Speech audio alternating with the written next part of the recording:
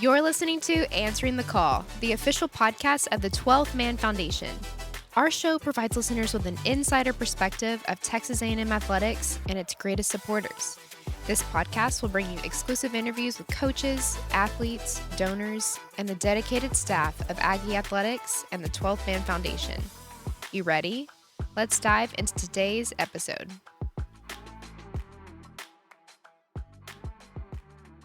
Thanks for tuning in to another episode of Answering the Call. This is your host, Ivy Robinson, and I am joined today by Texas A&M men's basketball point guard, Wade Taylor IV. Wade, thanks so much for coming on the show today. Thank you guys for having me. Wade, to begin today, let's start with something fun. Can you tell us a unique fact about yourself that not many people know? That I do not have a middle name. We was on the team bus the other day going to practice, and everybody was like saying their middle name. So they're like, "Yo, Wade Ford, like, what's your middle name?" I was like, "I don't have one," and everybody kind of just gave me like crap because I don't have a middle name. But I feel like it's unique. You know, everybody has a middle name but me. That is a really unique fact. All right, Wade. Well, to start off this episode, I know you're from Dallas, Texas. Mm-hmm. Can you tell us what it was like growing up there? Maybe paint the picture of your background for our listeners and share a favorite memory from your childhood. I would say Dallas is a unique city. You know, it's a great city, of course. I'm proud to be from Dallas. I went to Lancaster High School. It's south of Dallas, kind of. My sister actually went to Dallas Lincoln. I have two older sisters. One of my sisters played basketball, and I kind of learned a lot from her. I'm thankful for her because she taught me so much in this sport, in this game, and my family is huge in my life.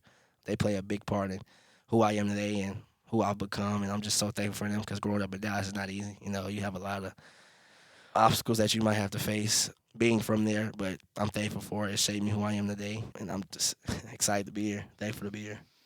Do you remember the first time you picked up a basketball? I do, actually. And it's crazy that I remember this because, like, my memory is kind of crazy.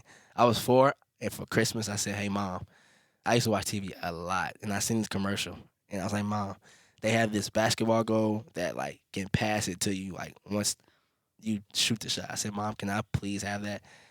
And I got it for Christmas, and ever since then, I asked for a basketball goal and a basketball for the rest of my life for Christmas. And that was the first time I ever touched the ball, and ever since then, like, I haven't put it down. I used to get in trouble so much for dribbling the ball in the house, and it just got to a point where she just stopped caring. So at that point, you know. That's a pretty cool basketball goal. I mean, I've seen, like, when you putt, it's like a putt return. Oh, no, I didn't know about that. Yeah, you putt, Yeah, and no, it it's like, kind of goes like, in, and it returns it to you. So it kind of has like it's like a ramp connected to the goal. So once you make it, it rolls back to it, you know? Yeah. Very cool. Pretty unique, so, especially for a 4-year-old. Oh, yeah. Never seen that like. That's the best gift ever. Going back to high school a little bit, tell us about playing basketball in high school, what that experience was like, and then did you do any other sports? Yeah, it was great. I played baseball up till I was 8th grade. I had to choose because, you know, basketball and baseball run to the same season. Sometimes I question myself, like, did I make the right choice? You know, but I'm thankful to be here, of course. High school was fun. I had a lot of great experiences. Taught me a lot. I learned a lot. I grew as a player. I grew as a man. Definitely shaped me to who I am today. My coach, Farron Douglas, he's amazing. He's still there, you know. My season got cut short my junior year because of COVID, 2020. And then my senior year, I didn't go to school at all in person. We just had practice at the school and we played games. But I think all that shaped me for today. I think all those obstacles and those decisions that I had to make by being recruited during COVID, it made me grow up pretty fast. For sure. Did anyone inspire you or encourage you to continue basketball in college, or is it something you always knew you wanted to pursue? Nah, I kind of think it was a self thing I wanted for me. I always used to watch March Madness and just watch all the college games, and just watching my sister play in college kind of just made me like want to have my own journey and my own unique story to say. But playing in college was always a dream of mine. I kind of wanted that for myself. Where did your sister play in college? She played at Texas State. Good for her. Yeah. Let's go back to her. How did she shape your game and really influence you? She's great. She taught me just to be resilient, just to be ambitious. She's the all-time assist leader in the Sun Belt Conference, all-time assist leader at the school. She has a lot of records, and she had a great career. And don't tell her I said this, but I am proud of her. I give her a lot of crap, you know, but she really has shaped me to who I am today. As far as a basketball player, I took a lot of her skills. So tell me about the recruitment process for you, like coming to Texas A&M. What was that decision process like? My mom's actually from Madisonville, like 45 minutes away from here. So when I was younger, we used to always come to Post Oak Mall, and I just never thought like, dang, I'm actually in College Station. Like my mom and granny would always say like, hey, if you went to Texas A&M, you'd be right up the street from us. And I kind of like, I was a kid, so I kind of just brushed it off and just laughed. But like now, being here for 4 years already, graduated, now getting my master's, is like this is full circle. Like I used to really look up to people who went to A&M and just being recruited by coaching them during COVID, having to get on Zoom and not being able to come on an official visit. I was able to come on an unofficial visit my sophomore year, and I had to go based off that, and I think I made a pretty good decision. I agree. I agree.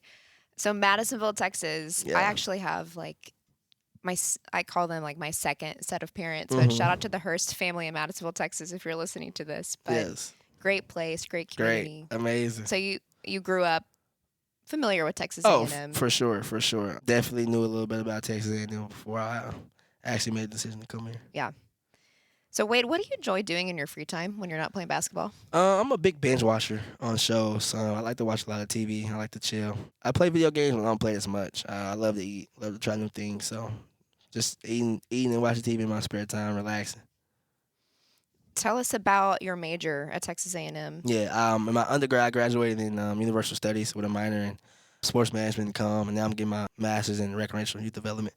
What I want to do with my master's, I kind of just want to help little kids. I have a foundation called the Four-Way Taylor Foundation that's prioritizing the kids, and I want to be a sports broadcaster once my basketball career is over. So that's kind of where the sports management and the communications come from. I'm really glad you mentioned the Four-Way Taylor Foundation. I think that's incredible, and I wanted to ask you about that. I know this past July you partnered with the Boys and Girls Club at the Brazos Valley to host a backpack drive. Can you tell us about that experience? Yeah, it was my second one. The first year I did it just based off just wanting to give back, and then I made a foundation, and I kind of was like, man, I love the Boys and Girls Club. You know, those kids are growing up just like me, just having a dream of just being the best they can be, and I just wanted to show them that I want them to be who they want to be when they grow up, and just going to see all the smiles on those guys' faces and the girls' faces, and just giving them computers and laptops and school supplies to make sure that they have the essential needs to be the best they could be meant everything to me. Mm-hmm. At what moment did you decide you wanted to create this foundation? Where did the idea come from? I was back home with my dad, and we went to my old middle school, and I just seen a lot of things taking place, and I just was like, yo, Dad, like, I have the platform to make a difference. So I think starting a foundation can help me empower younger kids, and I really want to do that. I love that you have the desire to use that platform Yes. to be a light, impact, to make a difference in your communities. We need more people like that in our world. So how else do you use the foundation to give back? Is it just through drives like that, or do you impact other organizations through the No, foundation? I give to I give to like AAU teams. I do things for my middle school. I actually make sure I help some of the people on our team just to be wherever is needed. I'm there. But most importantly, prioritizing with kids, making sure they get the needs and the after school care, and if they want to learn a different language, helping them do that. Just making sure they have every resource that they can get. If a young basketball player is listening to this podcast episode right now who's aspiring to be a college basketball player, or maybe play at the D1 level, what would be your message to them? I would just say to follow your dreams, but I think confidence is the biggest thing. Is the biggest key component in anything that you do. If you have confidence, I feel like you can touch the stars. Believe in yourself, and just always, of course, keep God first, keep your family second, and just believe in your work. I feel like that'll take you far enough. How do you stay confident and humble? What's your motto, and how do you stay grounded? My family. Like I know that I'm blessed to be in this position, but I also know that it can be taken away in the snap of a finger. I mean, God blessed me to be on this earth with this talent, so I'm doing everything I can to make sure I repay that back to Him and show Him how much I appreciate it. Anybody would die to be in this position that I'm in, so I never want to take that for granted, and I'm just thankful to be here. So never want to get complacent. How would you describe the team culture and environment this year? It's unbelievable. We have a lot of returners. Guys are ready to compete. We lost our heartbreaker last year, of course, and I feel like this team's even better. So we have kind of have that chip on our shoulder to go out and prove what we've been working on. Let's talk about game days and what a typical game day routine looks Yeah. like for you. I feel like it depends on what time the game is. If we have a late night game, shoot around maybe at noon. So I'll wake up, I'll work out, I'll go get breakfast, come back for shooting around. What's the breakfast of champions? It depends. Sometimes, not gonna lie, I go to Whataburger. I know that sounds crazy, but I go to Whataburger and get a honey butter chicken biscuit. Oh, they're so good. Elite. Or I go to our new facility. I go to Snooze. I'm a big Snooze guy, big broken egg guy. But So you like a good breakfast brunch. yeah, I get something light before shooting around, and then I work out, and after shooting around, I get lunch or whatever they feed us, and I have to get a nap. That's the main important thing of the day. I have to get a nap before the game, before we have to be back at the gym. But that's pretty much it. Eat, work out, shoot around, eat again. Best part of the day, nap, play Nap. the game. How long is the nap? As long as I need it to be. Okay, It so it's not depends like a certain on time. It just has to be. Yeah, it depends on the game. If like the game's at 8, we probably have to be back at the gym at 6. Shooting around's gonna be at 12, so I could sleep from 2 to 4:30. But I don't want that long of a nap because I'll be drowsy, so I'll probably get like an hour and a half nap. There we go. Yeah, that's a solid time. Yeah. I'm a big nap person Huge. too. I mean, sleep is so important. It's still important. It's like most important. So, what has been your most memorable game you've played at Texas A&M so far? Yeah, oh my goodness. I play a lot of games, have a lot of those. But if I had to pick, I'm really torn between two. I would say Alabama, my sophomore year here, we beat them. They were number 2 in the country. We went 15-3. And I would say this past year against Nebraska, our first NCAA tournament win since I've been here. I think that's pretty dope. Were there any moments in those games that really stand out to you? I would say me scoring my first bucket in March, that March Madness win. You know, the atmosphere was crazy. Johnny came to the game actually, and he texted me after the game talking about my performance, and thought that was pretty cool. That's awesome. Yeah. What did he tell you? Keep hooping. I see you tomorrow. That's great. How does it feel? You mentioned the atmosphere at that Nebraska game.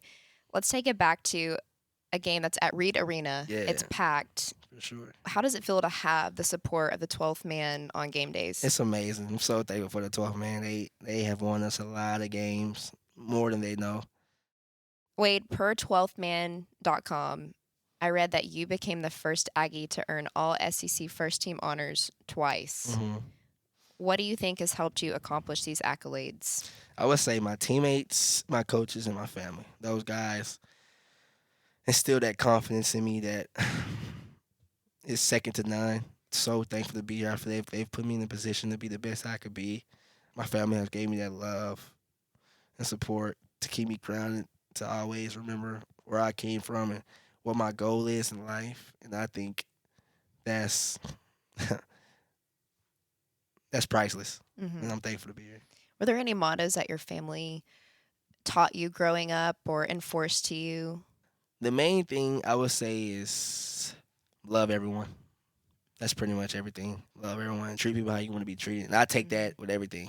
I know it kind of doesn't relate too much to basketball, but I just feel like that's just a way of life. Right. At that golden rule. Yeah.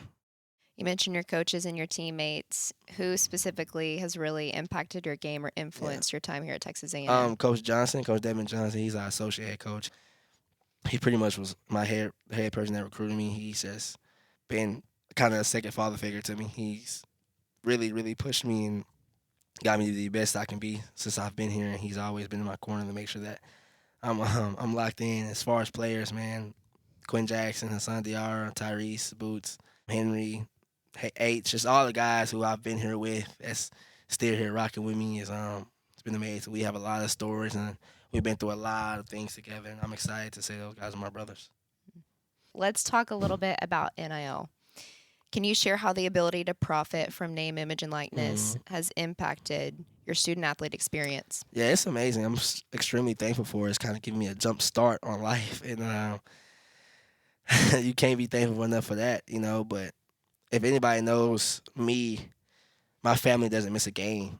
So being able to make sure that they have everything they need to be there to support me means a lot for me to be able to start my foundation, make sure I give the backpack drive school supplies, make sure I'm able to have all the resources that they need.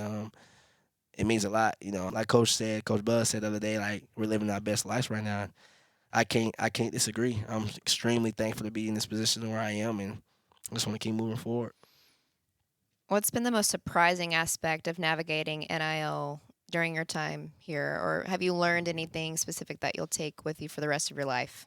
Yeah, I would say to spend accordingly. My dad does a great job in helping me manage my earnings and my blessings. I'm extremely thankful for that. Yeah, shout out to my dad. So I'm going to take it back to the support of the 12th man. If you could sum up your feelings towards the 12th man and even 12th Man Foundation donors and season ticket holders who loyally support y'all on game days and the basketball program, how would you describe those feelings? I couldn't even put them into words. Those guys mean a lot to me and our program. They do things behind the scenes that is unbelievable, and I just want to thank them from the bottom of my heart. That's kind of why I play how I play. I'm trying to show them how thankful I am for them to put me in this position. And I can't thank them enough. Mm-hmm. They dedicate so much of their time in their investment, and they truly care and invest. And many of them are actually listening to this episode right now, and so we just thank them so much for that investment and for loyally supporting Texas A&M student athletes. And you're also, Wade, a 12th Man Foundation 1922 Fund Scholarship recipient. How did it feel to receive that scholarship opportunity to pursue an education at Texas A&M while playing the sport you love? I'm so extremely thankful. Thankful for God, of course, for putting me in this position. Thankful for Him for having those who have given me this opportunity to be in this position, to bless me to get a high education. I'm also proud enough my name. Extremely thankful for it. And I'm not taking it for granted whatsoever. Mm-hmm. Staying on that note of resources and the facilities opportunities that you'll have here at Texas A&M, are there any specific programs, resources at Texas A&M that have been game changers in terms of your development? I would definitely say our academic staff and just all the loving, unwavering support that those guys give us to achieve the grades and the status that we need to be the best we can be. Everybody knows we're here to get an education. We also play sports, but the main thing is to come here and get a great education, and those guys are doing a fantastic job at that. And for us to have that great facility, the great academic ability to achieve those dreams and goals means everything. Mm-hmm. That Adam Season Academic and Wellness Center is just phenomenal. And what are some other things you like about that facility? I would say they have a podcast room in there, so I'm kind of thinking about starting my own podcast, actually having like a behind the scenes of Wade Taylor's life, kind of, and having that podcast room and just having all type of resources in there to do anything, study rooms, quiet rooms. It's just a lot that's offered in there that all student athletes need, and I'm just thankful to have it. Yeah. In terms of how you balance being a student and an athlete, what does that look like for you? How do you stay on track? Just staying focused, kind of, just not trying to be distracted, just knowing what I'm here for, and that's to get an education, and that's to put the ball in the hole. So I'm thankful to just be able to do those two and not worried about any other things. Wade, what are your plans beyond your time at Texas A&M? What are your future goals?